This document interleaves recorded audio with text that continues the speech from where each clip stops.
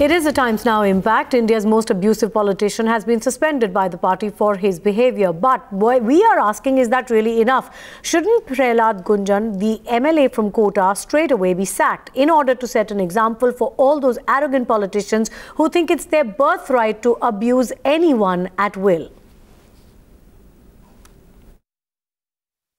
अब हम इस मामले को बाइंड अप करना चाह रहे हैं। किसी भी व्यक्ति को कोई गलत बात हो तो क्षणिक भावावेश आ सकता है, और जब आदमी भावावेश में होता है तो क्या बोल रहा है वो ध्यान में नहीं रह पाता, कोई नियोजित और प्लानिंग का हिस्सा नहीं है। और मैंने इसके लिए मुख्यमंत्री जी और प्रदेश अध्यक्ष जी को और समूचे चिकित्सा जगत को अपनी ओर से लिखकर खेद व्यक्त कर दिया है। मैं समझता हूं कि यादव जी को दूसरे लोगों के हाथों का टूल नहीं बनना चाहिए। जो कुछ घटनाक्रम हुआ, मैंने कह दिया, भावावेश में हो गया, कोई रिवेंजफुल बात नहीं है कि कोई दुश्मनी है और इस कारण से हम किसी प्रकार का कोई बदला लेना चाहते हैं, ऐसा कोई विषय नहीं है।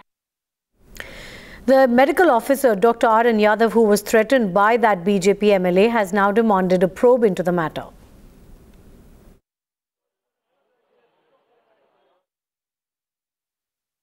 मेरे को मैसेज मिला था, मेरे को क्या मतलब सुनाया था किसी ने स्क्रिप्ट, उसमें था कि चौराहे पे डॉक्टर को गाली दो, मैं भी साथ हूँ, इस तरह करके।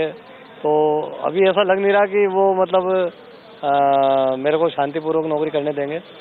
और मैं ये चाहता हूँ कि भाई कि मेरे साथ जो हुआ है उसका मेरे को न्याय चाहिए। न्याय का मतलब है कि अगर पुलिस में जो FIR है उसमें जो भी नियम धारा जो आती है उसकी कार्रवाई होनी चाहिए। The Rajasthan MLA, who has supposed to have used abusive language against a medical officer, has been suspended from the party. बड़े टैं करते थे, सबको सुना रहे थे कि कितना फर्क आएगा ये सरकार आने के बाद। नजर आ रही है, हम सब देख रहे हैं कि कितना फर्क है। इतना तहजीब तमीज सबको टाटा कर दिए हैं, अपनी मर्जी चला रहे हैं, और देखा जाएगा कि ये तेवर इनकी कब तक चलेगी।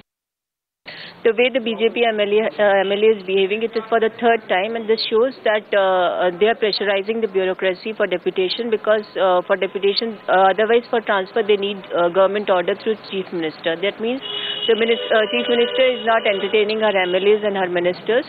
So this is reflected in their political behavior as well as in the public domain when they move towards bureaucracy, and the pressure which is being built on the bureaucracy for transfers and postings through deputation shows that this party, which came into power through a democratic electoral process, is behaving like an autocratic system in which Chief Minister loves to be called as Maharani, and the ministers under her behave like actual ministers during her, which are working under a Maharani's rule.